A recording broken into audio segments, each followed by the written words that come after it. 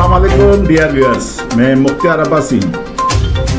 इस वक्त की जो मैं आपके साथ जो अहम बात शेयर कर रहा हूँ, आपसे गुजारिश है कि उस बात पर आप सोचें और नज़र भी रखें और जायज़ा भी लें। आया मैं ये बात दुरुस्त कर रहा हूँ या गलत कर रहा हूँ? अगर दुरुस्त कर रहा हूँ तो कमेंट में ये बात ज़रूर लिखें, अगर गलत कर रहा हूँ तो आप मुझ पर तनकीद ज़रूर करें।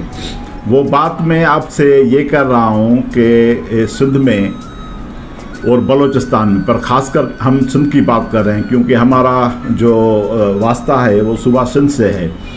सिंध में जो 1.5 महीने से फ्लड आया है, उसमें हमने देखा है, अपनी आँखों से देखा है कि यहाँ जो सिंधी में हम उनको कहते हैं भोतार, वडेरा, जागीरदार, तो अक्सरियत हमारे पास जो है वो MPs, MNs उन जागीरदारों की है।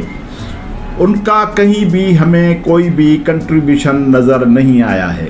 जिनके आप जहाँ भी शहर में जाएंगे तो उनके ऊपर वो मेहराब लगे हुए हैं, बाब, फलाना बाब, कीरा बाब, मटीरा बाब, ये वो सारा, मतलब जो उनके ख़ानदान, सिंध में 100-150 ख़ानदान हैं, उनके बाब हैं।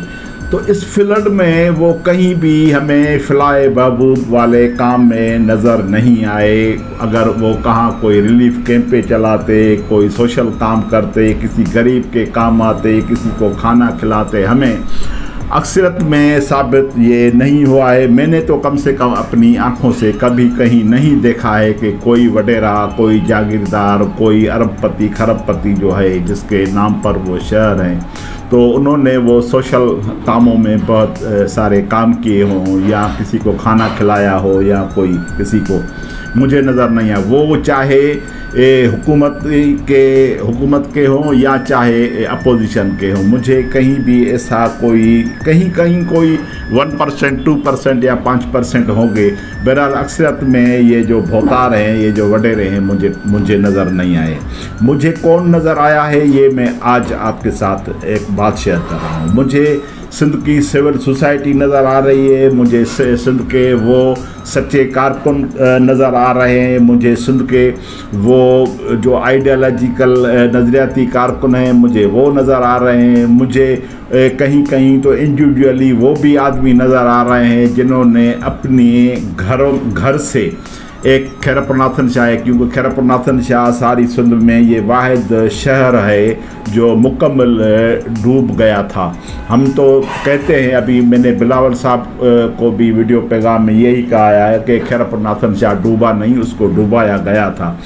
तो ये जो डूबा हुआ शहर है, वहाँ बड़ा मसला था कन्वेंस का, क्योंकि पानी था। तो ये जो कश्ती वाले थे, ये जहाँ जो 300 और 400 रुपये लेते हैं, तो वो लेते थे 4000, 5000, 6000 रुपया फ़ी आदमी से। तो एक आदमी है आबिद हुसैन बबर, उन्होंने अपने घर से पूरे 7 लाख रुपए में ठट्टा किंजर से कश्ती मंगवाई, वो जो मिशन पर चलती है।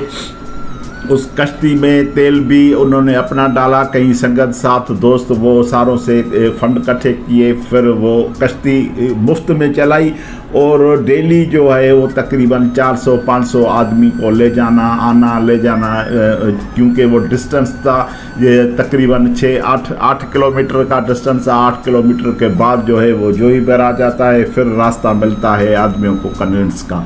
तो इसमें 8-9 किलोमीटर में पूरा पानी था। तो खैरपुरनाथन शाह के जो बच्चे थे, औरतें थी, वो नहीं जा सकते थे कहीं हैदराबाद, जामशोरो, कोटड़ी या दादू या कहीं और इलाके में।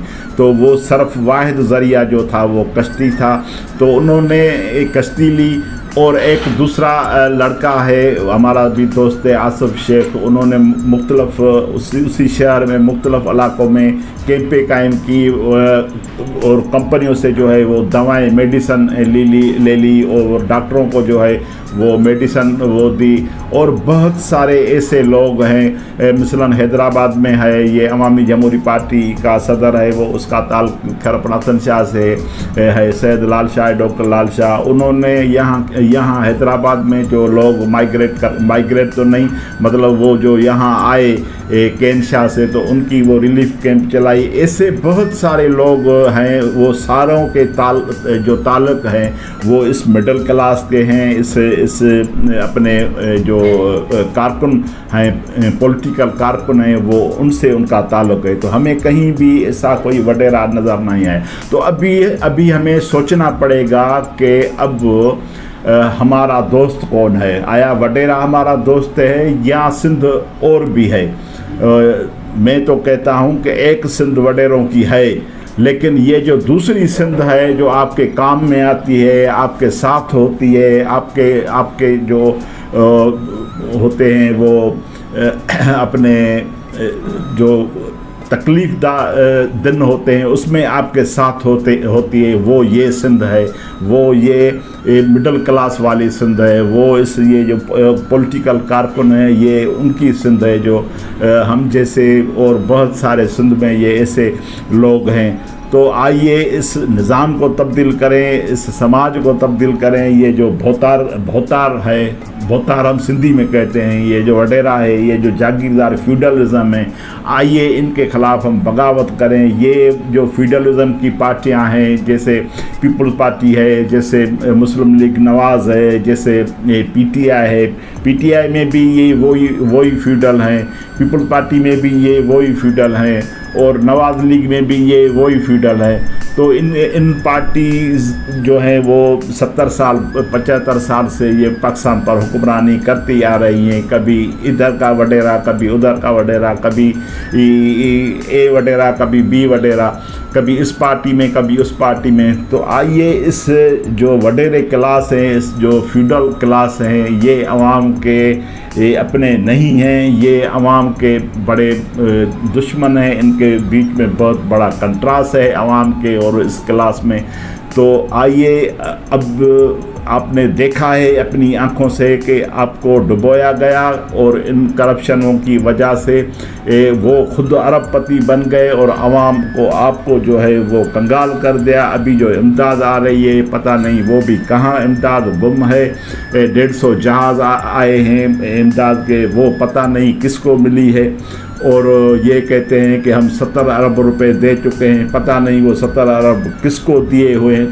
तो हमें बहरहाल इन वडेरों से कोई भी उम्मीद नहीं है कि ये अवाम के जो है ये अवाम के फेयर में होंगे या अवाम को कोई बड़ा रिलीफ होगा।